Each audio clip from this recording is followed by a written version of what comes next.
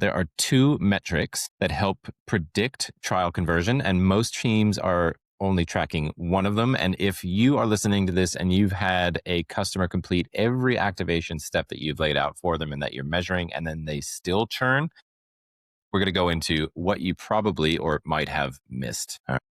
We're talking about activation here and the confusion between that and something that we call engagement in a coil. And what most teams call activation, can you help me define what that is? Like, what are most companies and teams defining activation as when they come and talk to us?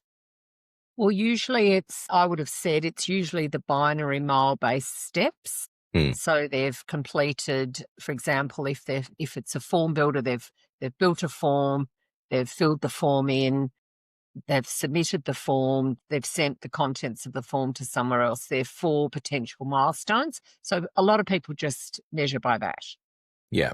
which for me, I think you're absolutely right. Most people I talk to talk usually in terms of activation, or even engagement sometimes gets mixed up, and they just don't get the value. So it kind of feels right, but it's not the full picture. Wouldn't you agree?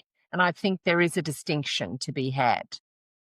Yeah, there's two things on that one that really stand out to me is that, yes, we've seen it. Someone can activate and yet still not see the value in the product.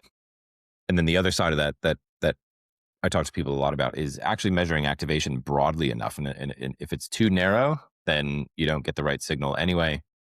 So I think that's where a lot of teams sort of, I won't say struggle, but you know, start with activation that maybe isn't telling them exactly what they need to know. And it is missing that important part, which personally I think engagement adds great context to activation. And I know that's a big thing for you too. So activation being, here are the things that they did, and engagement is, what do we say, like how deeply they're using it, right? So it's ongoing, behavior based, Continuous. It's not just continuous. a static thing. Is it happening? Are people using your tool all the time? Yeah. Yeah.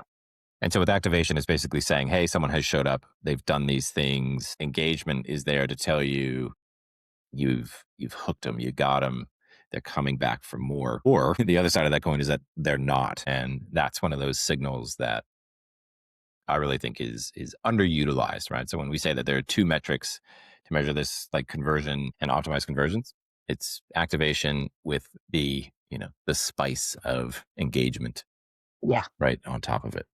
And in our world, engagement is having your sets of features and weighting the most important ones through to the least important ones, so that Mm, when you do actually look at your engagement and cumulatively, aggregated at an account level, at the company level, you actually have a reasonable sense of, are they using, how well and how wide and how deep are they using on a regular basis right across the company. So it's not just have they used it, but it's how well and how deep, mm, and have they actually got the real priority ones that demonstrate value. yeah. Yeah. So we have some formulas here that we've come up with to how do you measure activation and engagement together. In particular, we're talking about like trial conversions here, right? So you got someone testing your product. How likely are they to convert? And so some of the formulas that we have here, love to hear what people think about these. So you have high activation. So that means that they have hit these milestones. They've used, so they're ticking these boxes, but it's low engagement, which could mean that they're not coming back frequently. They're not hitting or using the most valuable features over and over again. And we're calling them a setup tourist. So they've ripped through your setup, but maybe you don't see them again. What's another formula that we have here? Well, I like the one where it's the power user who skips steps. Mm, So they're kind of using you a lot, but they're kind of not using the things that they're not activated. So it's low activation. So they're having a high engagement, but it's actually not necessarily hitting all of the value that they could actually get out of the system. And then if you wanted to combine them both together, high activation and high engagement, that to us is your best conversion signal, wouldn't you say, Pete? Yeah, I think so. And if you have any sort of sales motion, even PLG, more and more of these PLG companies that we're talking to they're adopting some sort of sales motion, and that's the signal right there. If you got that piped into Slack, it says, "Hey, here's a company and a power user that's, they've ticked the boxes and they're coming in frequently.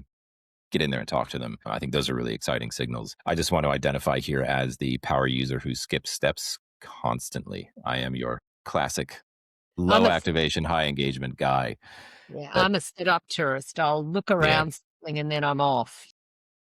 Yeah, okay. So that's how we got them, people. You can tell us if you like the names.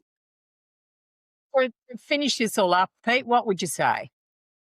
I'd say if you're only tracking one of these, that you may be missing half of the picture in your pipeline there, especially if you are looking for those sales signals, who's going to convert, who's not, and where are you going to prioritize your time in talking to those customers. I think, yeah, if you're only tracking activation or you're only tracking engagement, add them together and you'll see really quickly just how valuable that is.